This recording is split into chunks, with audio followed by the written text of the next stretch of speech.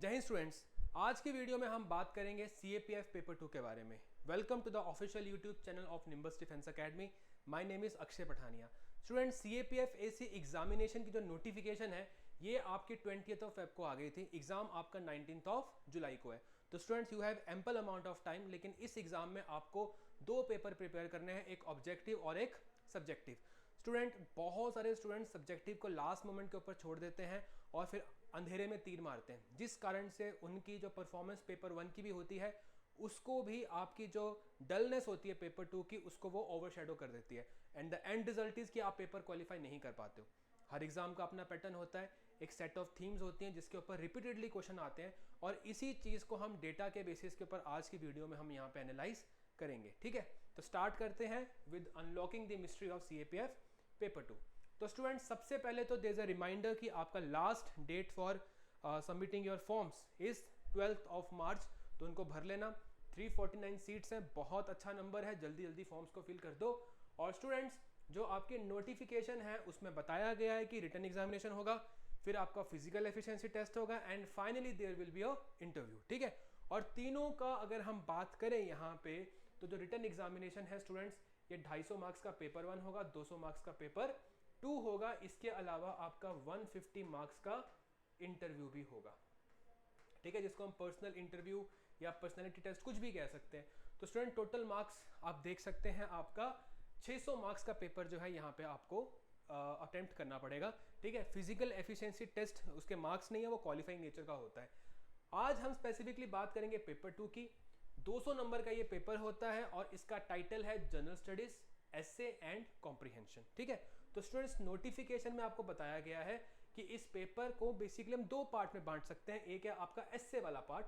एसे वाले पार्ट को स्टूडेंट्स आप हिंदी और इंग्लिश दोनों में अटेम्प्ट कर सकते हैं और 200 में से 80 मार्क्स जो हैं आपके वो एसे के लिए रखे गए हैं। इसके अलावा आपकी प्रेस राइटिंग आ सकती है, कॉम्प्रिहेंशन आ सकते हैं, आर्ग्यूमेंट, रिपोर्ट, ये सब चीज़ें भी नोटिफिकेशन में मेंशन है। यहाँ नहीं लिखा है लेकिन मेंशन है। ठीक है, लेकिन कितने मार्क्स की आएगी, ठीक है, और कैसे कैसे उसके मार्क्स और क्वेश्चन डिस्ट्रीब्यूट होंगे ये कुछ नहीं बताया गया। हमें इतना पता है कि 80 नंबर का एसे आएगा। ठीक है, इसके अलावा बाकी मार्क्स कैसे डिस्ट्रीब्यूट होंगे हमें टाइटल्स पता है, ग्रामर आएगी ये हमें पता है।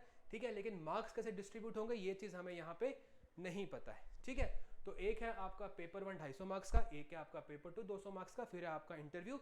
और इन तीनों के मार्क्स के बेसिस के ऊपर स्टूडेंट्स आपकी फाइनल कट ऑफ बनेगी।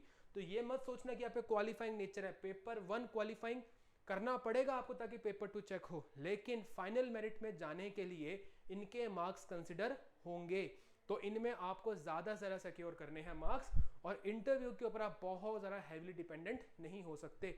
मैं आपको ये तक बता रहा हूं कि अगर आप मिनिमम मार्क्स सिक्योर कर लेते हैं अपने रिटन एग्जामिनेशन में, इंटरव्यू महज आपके लिए एक फॉर्मेलिटी बन के रह जाएगा। ठीक है, तो एक दिन की मेहनत जो कि 19 जुलाई को आप करोगे उसके बेसिस के ऊपर आपकी सिलेक्शन डिसाइड हो सकती है। तो रिटन पेपर को बहुत ज़्यादा सीरियसली लेना है। मैं जानता हूँ बहुत सारे कैंडिडेट्स इस वाले पार्ट को बहुत सीरियस लेते हैं। रिटन वाला जो पार्ट है आपका, खासकर ऑब्जेक्टिव वाला, उसमें से स्टूडेंट 150 नंबर स्कोर करते हैं, लेकिन यहाँ पे इतने नंबर चाहिए नहीं होते, लेकिन मिनिमम मार्क्स भी नहीं आ पाते, जिस कारण से यहाँ पे की गई मेहनत पूरी की पूरी वेस्ट हो जाती है। तो पेपर 2 के ऊपर स्पेसिफिक फोकस करेंगे, आपको अच्छे से इस चैनल पे डिटेल तरीके से CAPF पेपर 2 की थीम्स के ऊपर प्रिपेयर भी करवाएंगे। ठीक है, तो पहले हम थोड़ा सा डिस्कस करते हैं कि अगर हम कट ऑफ का ट्रेंड देखें, इसमें पेपर 1 के मार्क्स, टोटल रिटर्न के मार्क्स और फाइनल कट ऑफ के मार्क्स भी हैं। ठीक है, तो अगर हम इस एनालिसिस को करें तो मैंने ना पिछले 5 साल की एनालिसिस यहाँ पे लेकर आया हूँ।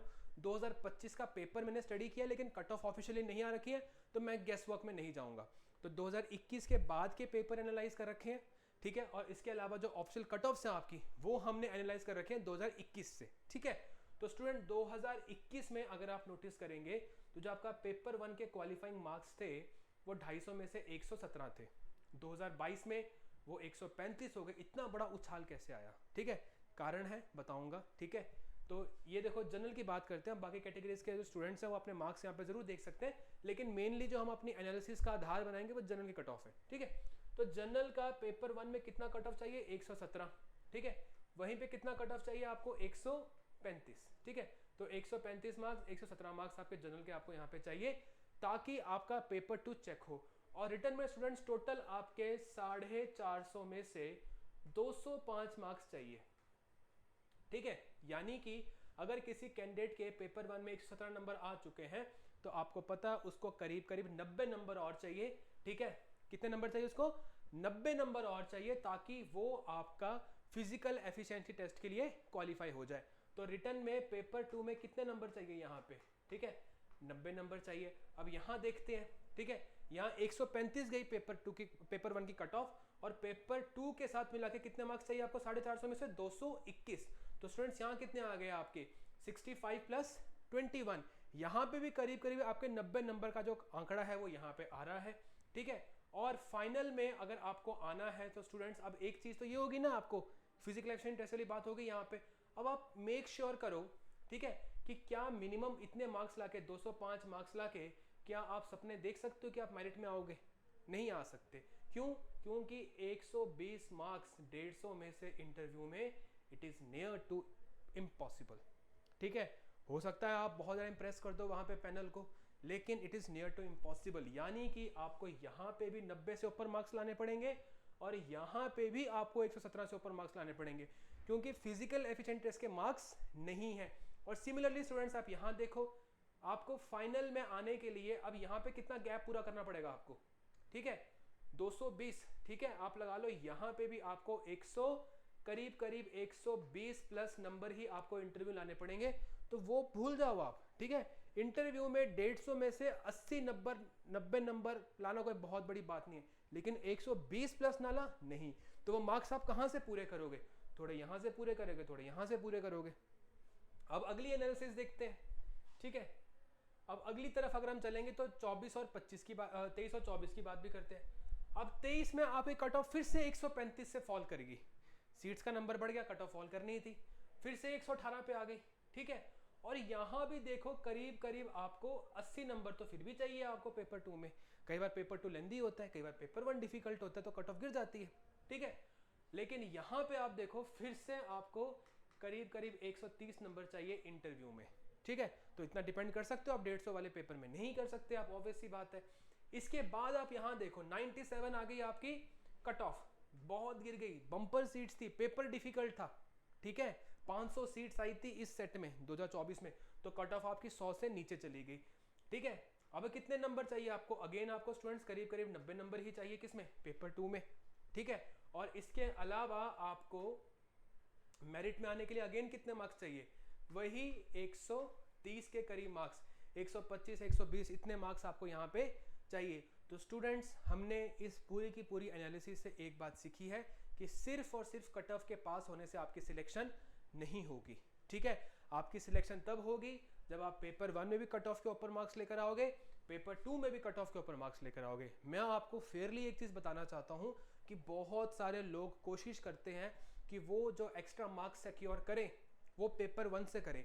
पेपर 1 में इफेक्टिवली ईजी है, लेकिन पेपर 2 में भी इम्पॉसिबल नहीं है। आप पेपर 2 में भी जो है इतने मार्क्स आप सिक्योर कर सकते हैं, कोई बहुत बड़ा चैलेंज नहीं है। हमने एक चीज़ सीखी है कि अगर आप अपनी नॉर्मल कट ऑफ, जो पेपर की कट ऑफ है, उसके ऊपर अगर आप 90 नंबर ले आते हो तो आप पक्का फिजिकल एफिशिएंसी टेस्ट देंगे और साथ में आप पक्का इंटरव्यू देंगे। लेकिन क्या इससे आपकी गारंटी होगी? नहीं होगी। तो students you should at least target for 100 marks. मैं क्यों कह रहा हूँ 100 मार्क्स? क्योंकि इसमें हर एक मार्क्स बड़ा कंजूसी से मिलता है, ठीक है। 100 मार्क्स प्लस तो हम यहाँ जा सकते हैं, लेकिन 90 तो लाने ही लाने हैं। 100 मार्क्स तक हमें यहाँ जाना है, ठीक है। कुछ अच्छे स्टूडेंट्स होंगे जो ऐसे में बहुत अच्छे मार्क्स ला पाएंगे, वो 110 तक भी यहाँ पहुँचेंगे, ठीक है, वो 110 तक भी यहाँ पहुँचेंगे। लेकिन आप वीडियो पेपर 2 की बना रहा हूँ, लेकिन इंपॉर्टेंस ऑफ पेपर 1 बता रहा हूँ, ठीक है। इसकी कट ऑफ में भी I know students who scored 145 150, इतनी कट ऑफ में भी, ठीक है, इतनी कट ऑफ में भी मेरे को 135 प्लस वाले पता है। तो बच्चे इतने ज्यादा मार्क्स सिक्योर करते हैं किससे? अपने पेपर 1 से। तो पेपर 1 ही आपको मेरिट में लेकर आएगा, लेकिन पेपर 2 को क्वालिफाई करना पड़ेगा और एटलीस्ट जो मिनिमम टारगेट हमारा है वो 100 का रखना पड़ेगा। 50% मार्क्स तो लेकर आओ यार। अगर 250 में से 125 ला रहे हो पेपर 1 में, तो क्या ये इम्पॉसिबल है कि आप पेपर 2 में अपने 50% मार्क्स नहीं लेकर आ सकते? 100 नंबर तो लाओ, 100 से ऊपर खींचो, जितना जरा काम आसान हो जाएगा। फिर जाओ इंटरव्यू में और बस फालतू बकवास मत करना, कोई नेगेटिव ट्रेड्स मत दिखाना। अपने आप को एज ए एंटी नेशनल, एक नेगेटिव थॉट्स वाला आदमी मत दिखाना, एक लीडर से जो विपरीत सोच मत दिखाना।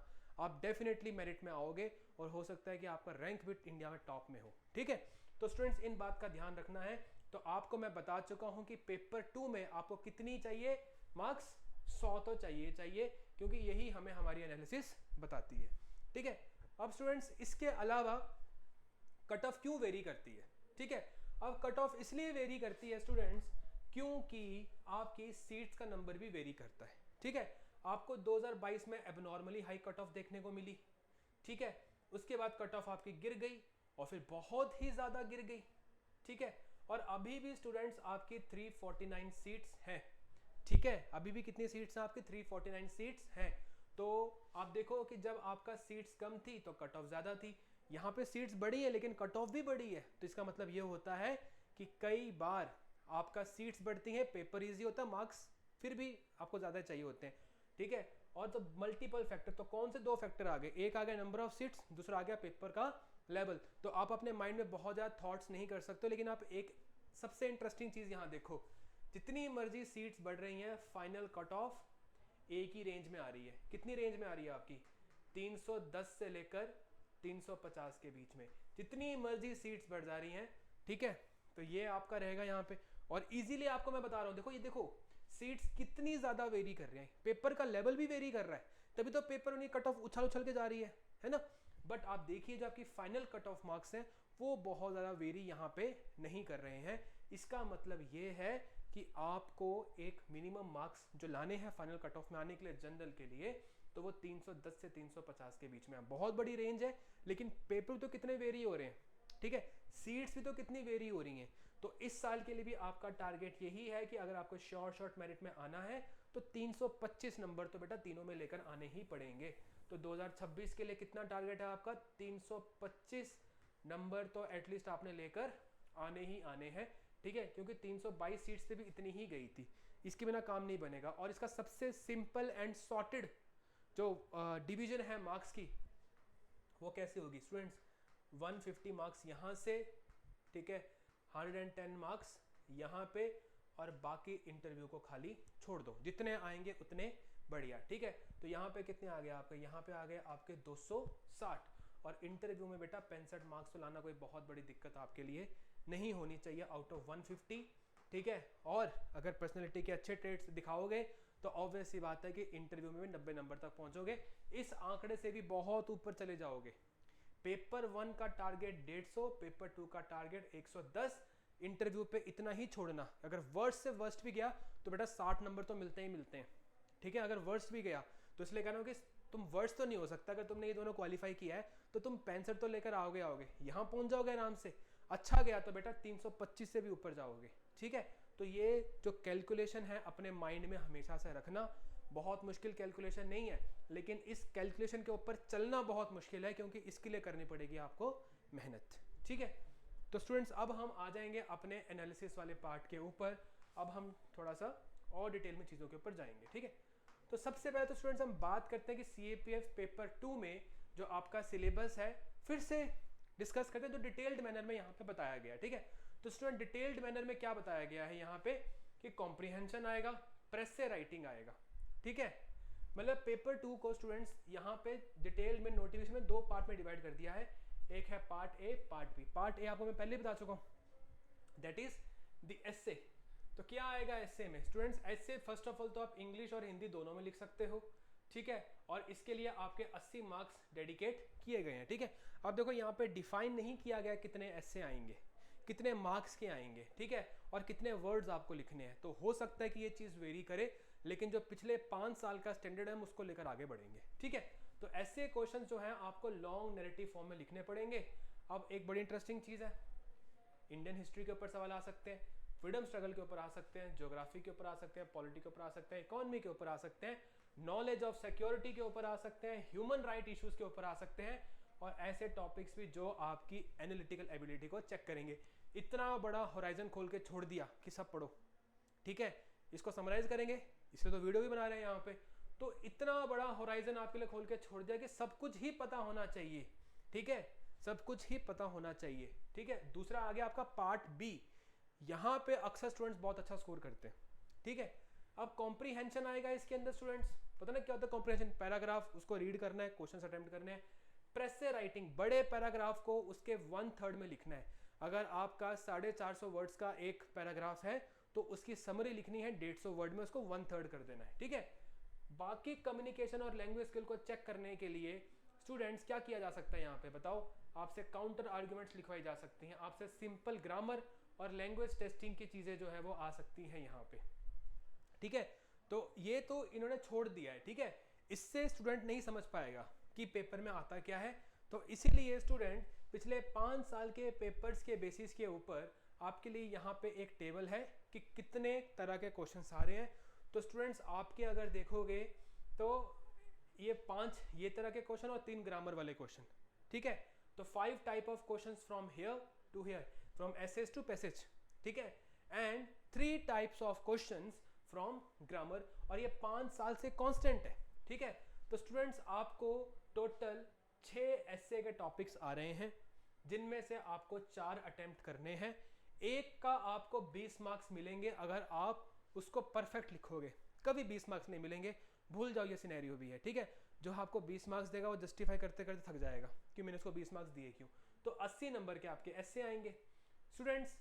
अब बाकी पेपर में आपके पास ऑप्शन नहीं है, बाकी आपको जो दिया जाएगा आपको वो अटेम्प्ट करना पड़ेगा। मतलब ऐसे में ऑप्शन है 6 ऐसे के टॉपिक्स होंगे, आप उनमें से कोई 4 को चूज करके लिख सकते हो, बाकी पूरे पेपर में ऑप्शन नहीं आएगा। और केवल यही सेक्शन है जहां पे आपको इंग्लिश प्लस हिंदी या इंग्लिश या हिंदी दोनों का में से कोई भी आप भाषा यूज कर सकते हो। लेकिन याद रखना ऐसा नहीं कि एक ऐसे हिंदी में एक ऐसे इंग्लिश में, या तो सारे ऐसे इंग्लिश में या तो सारे ऐसे हिंदी में, ठीक है। इसके अलावा स्टूडेंट्स आर्ग्यूमेंट राइटिंग, किसी एक टॉपिक के ऊपर आपको फॉर अगेंस्ट बात करनी है, तो इसमें 2 टॉपिक्स आएंगे, 20-20 नंबर मिलेंगे, बहुत ज़्यादा स्कोरिंग पार्ट है ये। बट यहाँ पे आपका नॉलेज बेस बहुत स्ट्रांग होना चाहिए। क्यों? क्योंकि आपको एक ही चीज़ का फॉर सोचना है और एक ही चीज़ का अगेंस्ट सोचना है, और वो भी उसी लिमिटेड टाइम में, दिमाग काम नहीं कर पाता है ऐसे, तो you have to practice a lot. And then finally we have report writing, format के नंबर है, ठीक है। थोड़े बहुत फैक्ट्स डेट्स इंक्लूड कर दोगे तो आपको पता है कि यहाँ पे भी इजी नंबर है, 2 आएंगे, चॉइस नहीं मिलेगी, दोनों अटेम्प्ट करने हैं, 10 नंबर मिलेंगे, टोटल 20। स्टूडेंट ये सबसे लेंदी पार्ट है, यहाँ लिखते लिखते इंसान का दिमाग पजल हो जाता है, ठीक है। और मैक्सिमम लोग जो 100 का आंकड़ा या जो मिनिमम कट ऑफ भी है आपकी, जब उसको भी टच नहीं कर पाते हैं, उसका सबसे बड़ा कारण पता क्या है कि वो पेपर कंप्लीट ही नहीं कर पाते हैं। 4 ऐसे, ठीक है, 2 आर्ग्यूमेंट, 2 रिपोर्ट राइटिंग, 3 घंटे आराम से इसमें खराब हो जाते हैं, ठीक है।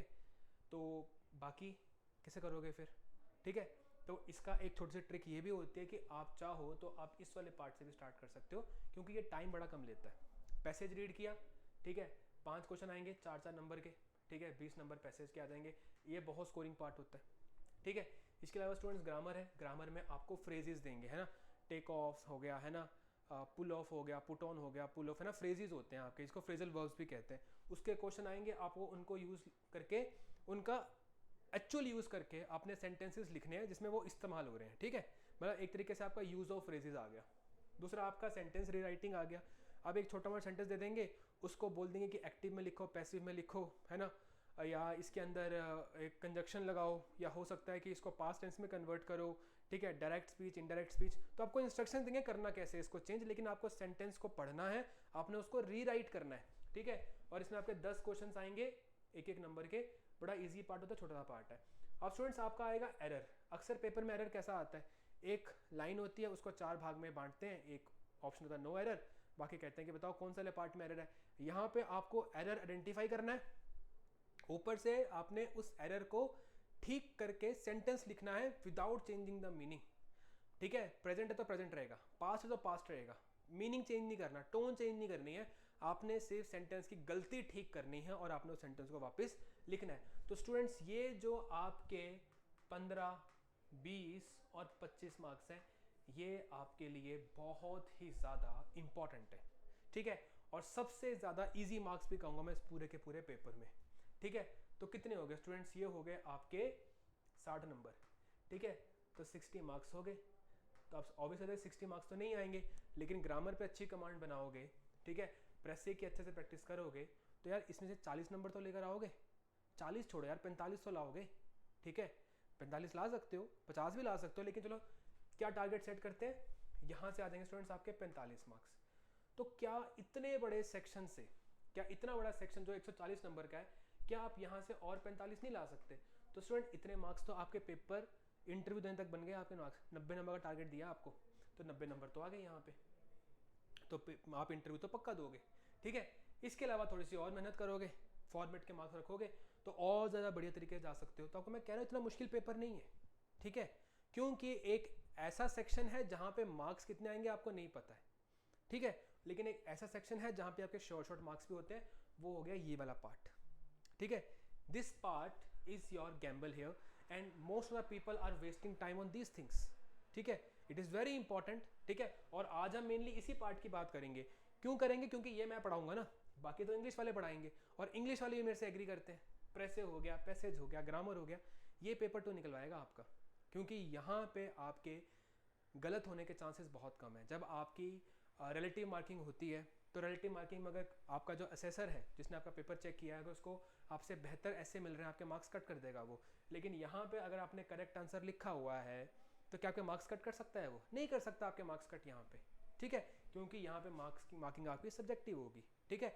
Independent of what he expect, independent of what he has seen in other papers, he will have to mark you correct here if you are writing the right answer here, ठीक है। तो ये सबसे बड़ा गैम्बल है आपका। और बाकी पेपर देखो 45 नंबर जब यहाँ से आ जाएंगे, ठीक है, तो कोई बहुत बड़ी बात नहीं है कि आप 60 नंबर तक यहाँ से भी ला सको। तो 60 नंबर बेटा ये आप यहाँ से लेकर आ सकते हो, 10 नंबर ऐसे से आते हैं, आराम से निकलते हैं, ठीक है। इसके अलावा आपके 20 नंबर, 10 नंबर, ठीक है। अगर मैं कहता हूँ आपने वर्स्ट से वर्स्ट भी किया, तो यहाँ कितने आ गए? 40 पढ़ के गए हो, तो ये लिखा तो 20, इसके भी आधे मार्क्स काटो, कितने हो गए? 10। तो स्टूडेंट्स कितने हो गए? 70 तो यहाँ भी बनते हैं, 70 बन गए यहाँ, 45 बन गए यहाँ, ठीक है। अब सोच के देखो इस चीज़ को कि क्या मुश्किल लग रहा है आपको पेपर 2, लेकिन दिक्कत क्या है कि आपने कभी 3 घंटे लगातार बैठ के पेपर लिखा ही नहीं, तो आप इस सेक्शन से निकल के इस सेक्शन तक कभी पहुंच नहीं पाओगे, या इस सेक्शन को शुरू किया यहाँ तक आपकी सोचने की क्षमता खत्म हो गई। तो स्टूडेंट यहाँ पे आपको चाहिए प्रैक्टिस, ठीक है। मार्क्स इतना बड़ा कंसर्न नहीं है, यहाँ पे मार्क्स आ जाते हैं, करोगे लिखोगे तो मार्क्स आ जाएंगे।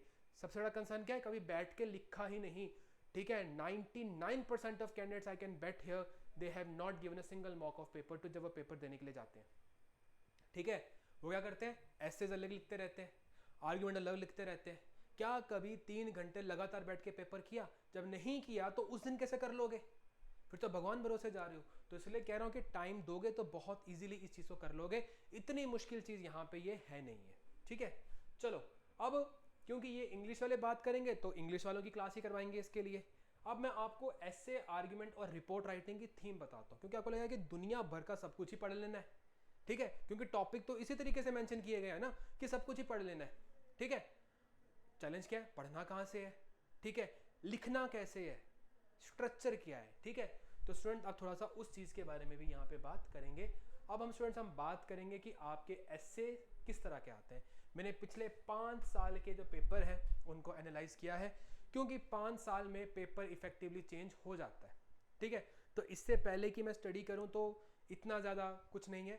यहाँ पे आप देखो कि आपकी सबसे ज़्यादा डोमिनेंट थीम अगर मैं एसेज के पर्सपेक्टिव से देखूं, ठीक है, तो वो कौन सी है आपकी? वो है आपकी सिक्योरिटी एंड स्ट्रेटेजिक अफेयर्स, ठीक है। इसमें आप इसको इंटरनेशनल रिलेशंस भी कह सकते हो, इंटरनल सिक्योरिटी भी कह सकते हो, ठीक है। तो आप इंटरनेशनल रिलेशंस पढ़िए आप, ठीक है, इंटरनल सिक्योरिटी के इश्यूज आप बात करिए, ठीक है। और इसके अलावा जो भी आपके ग्लोबल अफेयर्स चल रहे हैं, इंटरनेशनल रिलेशंस चल रहे हैं आपके, ठीक है, सिक्योरिटी को लेकर जो मुद्दे चल रहे हैं, ये आपकी सबसे डोमिनेंट थीम है।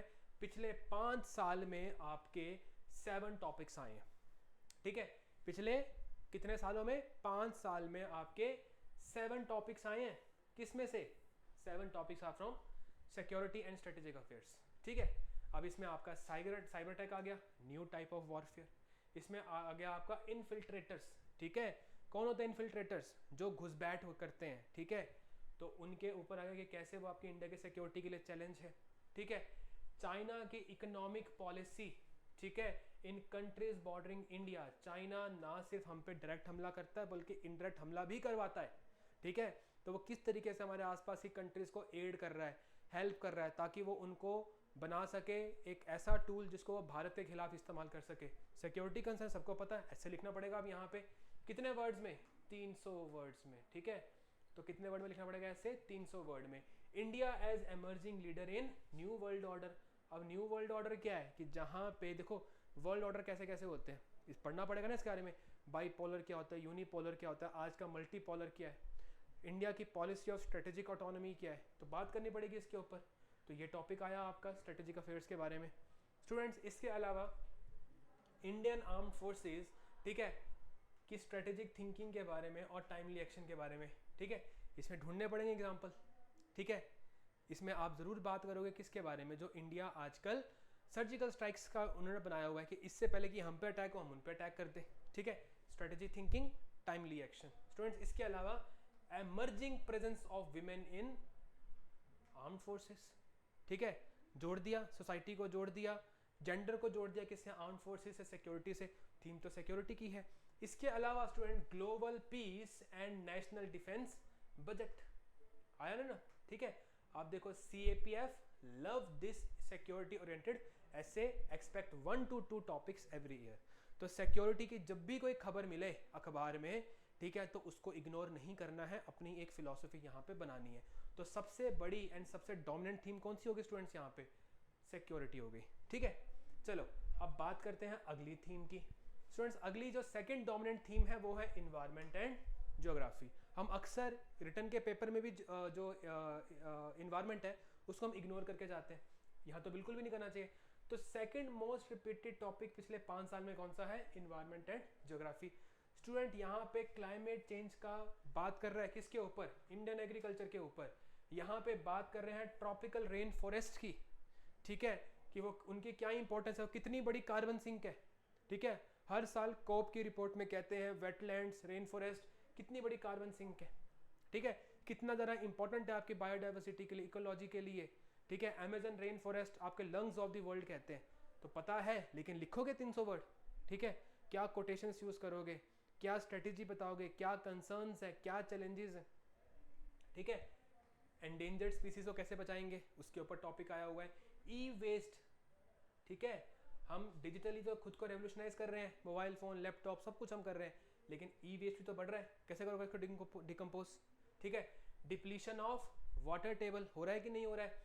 Green energy progress in India, India ने क्या ही अचीवमेंट कर लिया ग्रीन एनर्जी में, हर दिन अखबार में ये सब आ रही हैं चीज़ें, ठीक है। आया ना करंट वाला पार्ट आया, करंट से ही जोड़ के लिखना है तभी मार्क्स मिलेंगे। यूजुअली एनालिटिकल, यहाँ पे आपको अपनी एनालिसिस लिखनी है, कॉज इफेक्ट लिखने हैं कि क्या हो रहा है तो उससे क्या हो रहा है, और आपके आंसर का सबसे बड़ा पार्ट होना चाहिए सॉल्यूशन, ठीक है। तो ऐसे आपको टॉपिक्स लिखने हैं यहाँ पे। और स्टूडेंट्स इसके अलावा थर्ड थीम जो है स्टूडेंट्स वो है सोसाइटी। अब इसको भी हम इग्नोर करते हैं, हम कभी ऐसे टॉपिक्स बारे में प्रिपेयर ही नहीं करते हैं। विमेन की हेल्थ के ऊपर आ गया, अर्बनाइजेशन के ऊपर आ गया, ठीक है, rapid growth of old age home, ठीक है, मेंटल डिग्रेडेशन हो रही है लोगों की कि माँ बाप को छोड़ दो, ठीक है, इंग्लिश इन इंडिया, ठीक है, education, increasing presence of women in sports. अब विमेन का आर्म्ड फोर्सेस भी आ गया, विमेन का स्पोर्ट्स भी आ गया, ठीक है, चाहे तो उस विमेन वाले टॉपिक को हम यहाँ भी मेंशन कर सकते थे, ठीक है। तो सोसाइटी की जो रियलिटी है, ठीक है, इसमें आपको बात लिखनी है और एक बैलेंस्ड टोन में लिखनी है, ठीक है। तो ये टॉपिक्स भी आपको देखने को मिलेंगे। विमेन हेल्थ को लेकर आपको रिपोर्ट्स पढ़नी पड़ेगी, ठीक है। आपका जो नेशनल फैमिली हेल्थ सर्वे है, ठीक है, NFHS, उसकी रिपोर्ट्स को आपको कोट करना पड़ेगा। तो कैसे पढ़ना है मैं बताऊंगा, कैसे पढ़ना है उन सब चीज़ों को, ठीक है। तो स्टूडेंट्स ये आपकी आगे सेकंड डोमिनेंट थीम सोसाइटी के बारे में आपको पता होना चाहिए। ऐसे टॉपिक्स आपको हमेशा ढूंढने पड़ेंगे, ठीक है। अब जब भाषा का मुद्दा बना भारत में तो इंग्लिश के ऊपर सवाल आ गया, ठीक है। अब एजुकेशन और अवेयरनेस कैसे आपका डेमोक्रेसी के लिए एक बहुत इंपॉर्टेंट टूल है, उसके बारे में स्टूडेंट्स यहाँ पे बात कर रहे हैं। तो पॉलिटी वाला टॉपिक भी कवर हुआ। देखो उन्होंने लिखा था पॉलिटी हिस्ट्री, ठीक है, क्या लिखा था उन्होंने, पॉलिटी एंड हिस्ट्री। तो यहाँ पे इंग्लिश इन इंडिया जो है या ट्राइबल कल्चर जो है, इसमें हिस्ट्री भी आ रही है, इसमें कल्चर भी आ रहा है, ठीक है, लेकिन डायरेक्टली नहीं पूछ रहे हैं, उसको जोड़ दिया किससे, इन दी एज ऑफ ग्लोबलाइजेशन से, ठीक है। चलिए अब आगे बढ़ते हैं। अब अगली जो स्टूडेंट थीम आ रही है आपकी इकोनॉमी एंड डेवलपमेंट। ये सबसे सिंपल आर्टिकल्स होते हैं, ये एक सिक्योरिटी वाले आर्टिकल, एक इकोनॉमी वाले आर्टिकल। सबसे सिंपल आर्टिकल होते हैं, ठीक है। अब इसमें डिजिटल इकोनॉमी की बात कर ली आपकी, इसमें महंगाई की बात कर ली, यहाँ पे बेरोजगारी की बात कर ली, क्रिप्टो करेंसी के ऊपर भी आ गया, ठीक है। अब याद रखना ये सबसे इजी टॉपिक्स होते हैं क्योंकि इनको आप स्ट्रेट फॉरवर्ड आंसर्स की तरह लिख सकते हो। यहाँ पे आपको बहुत ज़्यादा एनालिटिकल यूज़ नहीं करना चीज़ों का, ठीक है। सबसे इजी टॉपिक कौन से होते हैं? सिक्योरिटी वाले, दूसरे होते हैं इकोनॉमी वाले, तीसरे होते हैं एनवायरनमेंट वाले, ठीक है। अब आप उलझोगे कहाँ पे, ठीक है, कहाँ उलझोगे? जब बात आएगी स्टूडेंट्स इसकी, ठीक है, जब बात आएगी आपके खासकर फिलोसॉफिकल की, ठीक है। सबसे गंदे टॉपिक जो मेरे को लगते हैं, ठीक है, वो कहीं ना कहीं आपके फिलोसॉफिकल और एब्स्ट्रैक्ट, खासकर जब ये वाले आते हैं। A thing of beauty is a joy for ever, क्या लिखोगे बेटा इसके ऊपर? 300 वर्ड्स तो क्या ही लिख दोगे, ठीक है। ये तो फिर भी अच्छा टॉपिक है। Eastern wisdom and western science, ठीक है। अब eastern wisdom and western science, हम दुनिया के दो ईस्ट और वेस्ट की हम क्या बात करते हैं कि जो आपका वेस्ट है वो साइंस में आगे बढ़ चुका है और जो आपका eastern part of the world है वो आपका विजडम, ठीक है, जो एक्सपीरियंस से नॉलेज आती है उसमें आगे बढ़ा हुआ है, ठीक है। तो स्वामी विवेकानंद जी के बारे में बात करेंगे हम यहाँ पे। तो ये एक टॉपिक आया हुआ है आपका, what can be done to stop wars, क्या कर सकते हो वॉर को स्टॉप करने के लिए। अब रैंडम टॉपिक आ गया, एब्स्ट्रैक्ट टॉपिक, क्या ही लिखोगे? वर्क फ्रॉम होम, ठीक है। चलो ये इसमें ईजी वाला फंस गया यहाँ पे, ठीक है। इसके अलावा स्टूडेंट्स हिस्ट्री एंड कल्चर के topics, tribal resistance to colonial rule, Indian diasporas contribution, India बहुत सारा पैसा बाहर से आता है, ठीक है। इंडिया के लिए कैसे वो एक गुडविल क्रिएट करते हैं, ठीक है। कमला हैरिस हो गए, है ना, सुना है ना आपने कि बहुत सारे फॉरेन में इंडियंस हैं, जैसे ऋषि सुनाक हो गए आपके, ठीक है। इस समय काश पटेल हो गए यूएसए में। तो there are many many Indians, ठीक है। मतलब मोस्टली तो जब पीएम किसी कंट्री में जाते हैं तो वहाँ पे इंडियंस ऑलरेडी खड़े होते हैं, ठीक है। कई बार उनके जो मंत्री होते हैं वो इंडियन डायस्पोरा के लोग होते हैं। तो कैसे कंट्रीब्यूट कर रहे हैं इंडिया को, ठीक है। जोग्राफिकल एंड लिंग्विस्टिक डाइवर्सिटी, एक और आ गया आर्टिकल लैंग्वेज के ऊपर। तो ऐसे टॉपिक्स सबसे मुश्किल टॉपिक होते हैं क्योंकि ये बहुत ही ज़्यादा रैंडम टॉपिक होते हैं, ठीक है। लेकिन ऑब्वियसली बात है क्योंकि हमें थीम्स पता है तो हम इसके बारे में पढ़ेंगे, ठीक है। एनालिसिस हमारी 5 साल की है, क्वेश्चन हमारे 25 साल के होंगे, ठीक है, समझ रहे हो। जितना ज़्यादा पीछे हम जा सकते हैं उतने ज़्यादा क्वेश्चन हम करेंगे। 25 साल तो पेपर भी नहीं हो रहा, जस्ट गिविंग एन एग्जांपल। अगर मैं 25 साल में कवर करूंगा तो किसे कवर करूंगा? सीएससी के, ठीक है, सिविल सर्विसेज एग्जामिनेशन के जो टॉपिक्स आते हैं आपके उनके ऊपर थीम्स लेकर हम जो है पेपर को अटेम्प्ट करेंगे। तो जितना पीछे हम जा सकते हैं उतना पीछे के टॉपिक्स हम यहाँ पे कवर करेंगे क्योंकि थीम्स रिपीट होती हैं। इसके अलावा party politics as family business, ठीक है, समझ रहे हो ना क्यों पूछा गया है ये, ठीक है। इलेक्शंस साइमल्टेनियसली इन स्टेट्स, जिसको हम कहते हैं वन नेशन वन इलेक्शन, उसकी बात करें ना, साइमल्टेनियस इलेक्शंस की। वोटर टर्नआउट के ऊपर आ गया, फार्मर प्रोटेस्ट के ऊपर आ गया, डिपोर्टेशन ऑफ इलीगल माइग्रेंट्स के ऊपर आ गया। ये सब चीज़ें न्यूज़ में चलती हैं, ठीक है। इसमें आपको न्यूट्रलिटी होनी चाहिए, आपको एक कॉन्स्टिट्यूशनल पर्सपेक्टिव लेकर चलना पड़ेगा। मैं क्या सोचता हूँ वो एक अलग चीज़ है, क्या संविधान में ये चीज़ सही है या गलत है, ठीक है। तो you need to work and prepare on these topics, ठीक है। I am again telling you the easiest ones to prepare are these topics, ठीक है। मज़ा आता है जब नई चीज़ सीखते हैं, ठीक है, और रिपीट भी हो रहे हैं। The second easiest is this one, economy and all, ठीक है। फिर उसके बाद आपकी प्रेफरेंस रहेगी हमेशा से इन्वायरमेंट को लेकर, ठीक है। पढ़ेंगे इसके बारे में हम, क्या क्या स्टेप्स, क्या क्या स्कीम्स हो रही है। उसके बाद फिर हम जा सकते हैं सोसाइटी की तरफ, ठीक है। उसके बाद हम जा सकते हैं आपका पॉलिटिक्स एंड गवर्नेंस की तरफ, हम जा सकते हैं हिस्ट्री कल्चर एंड फिलोसफी की तरफ। तो स्टूडेंट सबसे बड़ी बात यह है कि जितने भी टॉपिक आ रखे हैं आपने इसका सारा तो अपने वैसे भी अटैम्प्ट नहीं करना है आपने, ठीक है। आपने 6 टॉपिक्स आएंगे, 6 में से 4 चूज़ करने हैं। अगर आपने 4 चूज़ करने हैं तो स्टूडेंट्स आपको पता है कि इनमें से जितनी आपके थीम यहाँ पे दी गई हैं, ठीक है, वी हैव डिस्कस्ड 7 थीम्स है, तो 7 में से आपको स्टूडेंट्स 4 तो टॉपिक, अगर आप 4 थीम्स के ऊपर भी काम करोगे तो आपको टॉपिक जो है यहाँ पे मिल जाएंगे, ठीक है। तो you need to understand this particular thing first, ठीक है। अब इसके अलावा अगर हम बात करें आर्ग्यूमेंट राइटिंग जो आपकी आ रही है, आर्ग्यूमेंट राइटिंग में 3 मेजर थीम्स है, ठीक है। इसमें गवर्नेंस एंड पॉलिटिकल रिफॉर्म्स के ऊपर बहुत बात की गई है। सिक्योरिटी एंड क्राइम, यहाँ पे भी आप देखो, अगर सिक्योरिटी को अगर आप प्रिपेयर करोगे सिक्योरिटी के इशूज़ को, तो आपको ना सिर्फ एसेज में हेल्प मिलेगी, आपको यहाँ भी हेल्प मिलेगी। अगर आप पॉलिटी एंड गवर्नेंस को एसे के लिए प्रिपेयर करोगे तो आपको आर्ग्यूमेंट्स में भी हेल्प मिलेगी। सोसाइटी को अगर एक अच्छे ढंग से प्रिपेयर करोगे, देखो ये सोसाइटी उस तरीके से नहीं है, ये सोसाइटी के नॉर्मल कंसर्न्स हैं जहाँ पे आपको आपकी ओपिनियन डालनी पड़ेगी, फेवर में भी और अगेंस्ट में भी। फिर टेक्नोलॉजी के ऊपर भी आ गया आपका, ठीक है। तो स्टूडेंट्स ये आपकी थीम्स है, इजी टॉपिक्स हैं, बहुत मुश्किल टॉपिक्स नहीं है। जैसे यहाँ पे देखो nuclear weapon is a deterrent, यानी कि न्यूक्लियर वेपन होना अच्छा है, एक तरीके से कह रहा है कि हाँ हम पे कोई अटैक नहीं करेगा, लेकिन न्यूक्लियर वेपन डेटरेंट नहीं है, यानी कि हम पे न्यूक्लियर वेपन होने के बाद भी अटैक हो सकता है, ठीक है। इसके अलावा capital punishment is a deterrent, यानी कि अगर आप किसी को फांसी दे दोगे तो अगर आप एग्री कर रहे हो इसका मतलब है कि हाँ सही है, अगर आप फांसी दोगे तो क्राइम कम होंगे। अगर आप डिसएग्री कर रहे हो, वो जो कि आपको करना पड़ेगा उसके अंदर, ठीक है, तो उस समय के ऊपर आपको लिखना पड़ेगा कि नहीं क्राइम तो फिर भी होगा, चाहे आप कैपिटल पनिशमेंट क्यों ना दो, आपको समाज में कुछ और सुधारना पड़ेगा, ठीक है। तो आपको वहाँ पे ऐसे आर्ग्यूमेंट्स लिखने पड़ेंगी। इलेक्शंस साइमल्टेनियस होनी चाहिए, 2 टॉपिक्स आ गए ना, ठीक है। एक साथ करवाओगे तब भी फ़ायदा है, नहीं कराओगे तब भी कुछ ना कुछ तो फ़ायदा होगा ही, है ना। क्यों पॉसिबल है, क्यों पॉसिबल नहीं है। क्लासिकल लिटरेचर हमें भारत के कल्चर इसमें पढ़ाना चाहिए, नहीं पढ़ाना चाहिए। फॉर में आर्गूमेंट होगी कि हाँ पढ़ाना चाहिए, भारत का इतिहास याद रखना चाहिए, उसमें बहुत सारी विजडम है, बहुत सारा उसमें एंशिएंट साइंस की बात की गई है। लेकिन अगर हम अगेंस्ट में लिखेंगे तो बोलेंगे नहीं पढ़ाना चाहिए। क्यों नहीं पढ़ाना चाहिए? क्योंकि उसको पढ़ाने से क्या हमें एआई की एज में हेल्प मिलेगी? तो क्या हमें इस समय के ऊपर एआई नहीं पढ़ाना चाहिए? क्या हमें इस समय के ऊपर और चीज़ें नहीं पढ़ानी चाहिए जो मॉडर्न टेक है वर्ल्ड की? तो वैसे हमें आर्टिकल लिखना पड़ेगा। यूएन का कोई काम बचा है कि नहीं बचा है? अगर आप बोलोगे कि नहीं बचा है, ठीक है, तो आप लिखोगे कि यूएन तो है, ये वॉर तो हो ही रही है, ठीक है, फिर भी कहाँ रोक पा रहा है, और जो इसके सिक्योरिटी काउंसिल के बड़े मेंबर्स हैं वही वॉर करवा रहे हैं। और अगर आपने इसके अगेंस्ट लिखना है कि नहीं नहीं यूएन रिडंडेंट नहीं है, रिडंडेंट यूएस जो यूएन है वो आपका अभी भी एक बहुत ज़्यादा क्रूशल पार्ट है पीस के लिए, तो आप लिखोगे कि हाँ वॉर्स तो बहुत सारी हुई लेकिन वर्ल्ड वॉर नहीं हुई है। एस्केलेट अगर कोई वॉर हुई है तो यूएन ने उसको थोड़ा ठंडा भी कर दिया हुआ है। तो आप लिखोगे ना इस चीज़ के बारे में, बड़े इंटरेस्टिंग टॉपिक्स होते हैं, इनको प्रिपेयर करके ही मज़ा आता है और लिख के ही प्रैक्टिस होती है, ठीक है। अगर हम इतनी थीम्स भी प्रिपेयर करेंगे, ठीक है, इन चीज़ों के ऊपर हम सोच विचार करेंगे, पहली बात तो सारे तो करने ही नहीं है, ठीक है, पहली बात सारे करने ही नहीं है, ठीक है। इसमें आप याद रखना जितना हमने किया है इसका ऑलमोस्ट हमें 70% ही प्रिपेयर करना है, ठीक है। बाकी हम 70% से अलावा हम प्रिपेयर नहीं भी करेंगे तब भी हमें हमारी चॉइस के टॉपिक्स 4 वहाँ पे मिल जाएंगे, ठीक है। तो ये हो गया। और जब आप एसए के लिए पढ़ोगे, आर्गुमेंट्स के लिए वैसे टॉपिक आ रहे हैं, अब देखो मिलते जुलते टॉपिक्स आपको रिपोर्ट राइटिंग में भी मिल जाएंगे, ठीक है। और सबसे बड़ी बात क्या है रिपोर्ट राइटिंग की स्टूडेंट्स, यहाँ पे न्यूज़पेपर बहुत बड़ा रोल प्ले करेगा। अक्सर हमें रिपोर्ट्स कहाँ मिलती है? न्यूज़पेपर में। तो न्यूज़पेपर की टोन हमें समझ में आनी चाहिए, ठीक है, उसका स्ट्रक्चर हमें समझ में आना चाहिए, उसके फैक्ट्स हमें पता होने चाहिए।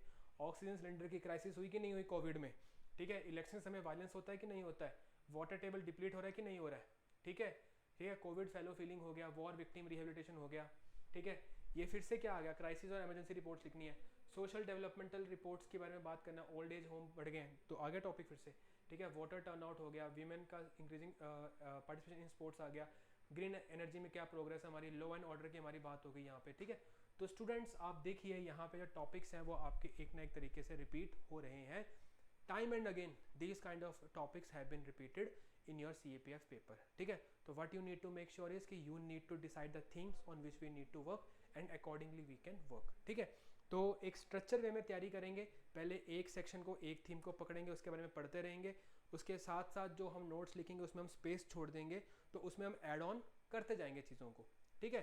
तो करंट भी ऐड हो रहा है, हमारे पास एक स्टैटिक एनालिसिस तो है ही उन चीज़ों की, ठीक है। फिर हम दूसरी थीम पकड़ेंगे, सेम दोहराएंगे, और पेपर से 2.5 महीने पहले हम फुल लेंथ टेस्ट देना शुरू कर देंगे, ठीक है। तो बेटा एसए को लिखना ज़्यादा डिले नहीं करना है, आप मार्च अप्रैल के बाद नहीं शुरू कर सकते, आपको अप्रैल से पहले ही राइटिंग की प्रैक्टिस शुरू करनी पड़ेगी, ठीक है। अभी आपके पास 1 महीना है, क्योंकि बहुत सारे कैंडिडेट्स ये कहते हैं कि जब हमें कुछ चीज़ के बारे में पता ही नहीं हम लिखेंगे कैसे, तो 1 महीना रीड करो। रीडिंग से आपको क्या होता है, आपको लिखने का आइडिया भी थोड़ा बहुत आ जाता है, ठीक है।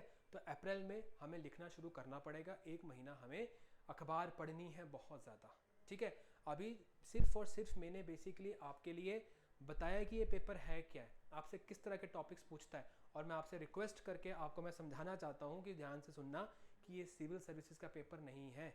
यहाँ पे बहुत ज़्यादा फैक्ट्स वगैरह नहीं चाहिए आपको, यहाँ पे फैक्ट्स हैं तो वो एक अच्छी चीज़ है, ठीक है। यहाँ पे आपकी एनालिसिस और सोल्यूशन ओरिएंटेड और न्यूट्रल राइटिंग होनी चाहिए। आंसर्स में आपको एक पक्ष पर लिखना होता है, एसेज में आपको हर पक्ष पे बात करनी चाहिए, तो ये कला है, आपको रीड करना पड़ेगा। ऐसी ओपिनियंस आपको एडिटोरियल में, आइडिया के पेजेस में मिलेंगी न्यूज़पेपर में। तो फर्स्ट ऑफ ऑल एक न्यूज़पेपर लगवा लो। माई रिकमेंडेशन इज़ कि आप इंडियन एक्सप्रेस पढ़ो हर दिन, ठीक है। और इंडियन एक्सप्रेस को लेकर आप रोज़ बैठिए, उस पर 2 घंटे स्पेंड करिए, नए वर्ड सीखिए, ग्रामर में बहुत ज़्यादा हेल्प मिलेगी आपको उसके अंदर, ठीक है। इसके अलावा आपको फ्रेजेस के यूजेस लगेंगे पता, क्योंकि इंग्लिश जितना ज़्यादा रीड करते जाओगे लैंग्वेज से उतना कंफर्टेबल होंगे। हमने नहीं हिंदी पढ़ी है किताबों से, हमें हिंदी आती थी, उसके बाद जाकर हमने स्कूल में पेपर दिए हैं, तो बिना पढ़े भी हमने हिंदी में अच्छा परफॉर्म किया है, ठीक है।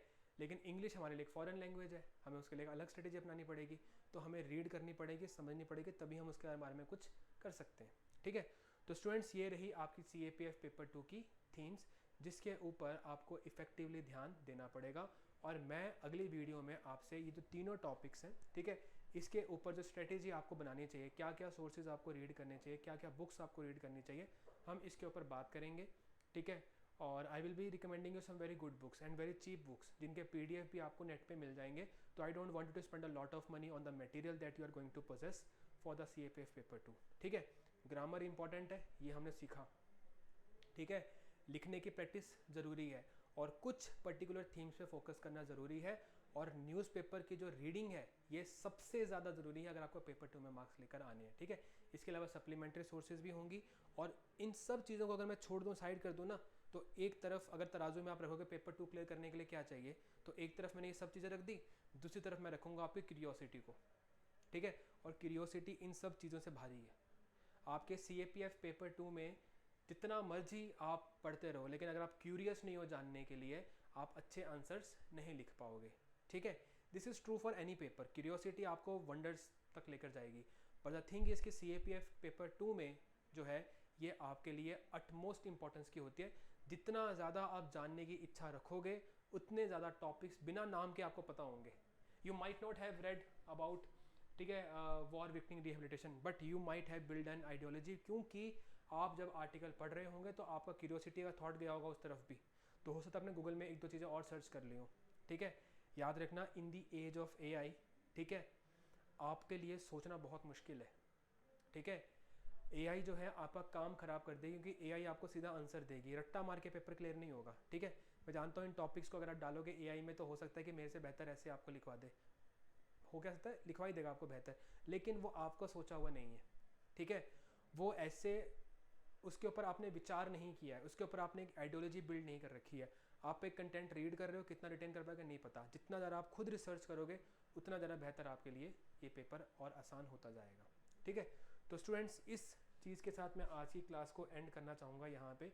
और स्टूडेंट्स, यहाँ पे आपके लिए नंबर्स हैं, ठीक है। अगर आपने इस नंबर पे कॉल करना है आप कर सकते हैं। आपको पेपर भरने में कोई दिक्कत आ रही है, ठीक है, आपने किसी बैच के रिगार्डिंग ऑफलाइन ऑनलाइन इंक्वायरी करनी है, आप यहाँ पे कर सकते हैं, ठीक है। यूट्यूब पे हम फुल फ्लेड तरीके से पढ़ाएंगे, एक स्ट्रक्चर्ड वीडियो में जल्दी लेके आ रहा हूँ यहाँ पे। और स्टूडेंट्स, इसके अलावा सब्सक्राइब ज़रूर करना, क्योंकि अगर आपका गोल CAPF पेपर 2 है तो वो we are India's premier institution जो CAPF पेपर 2 के लिए पढ़ाती है, और हमारे बहुत ज़्यादा इनकरेजिंग रिजल्ट्स भी हैं। तो स्टूडेंट्स, इन नंबर पर आप कॉल करिए एंड वेट करिए नेक्स्ट वीडियो का, जल्दी मिलेंगे। Thank you.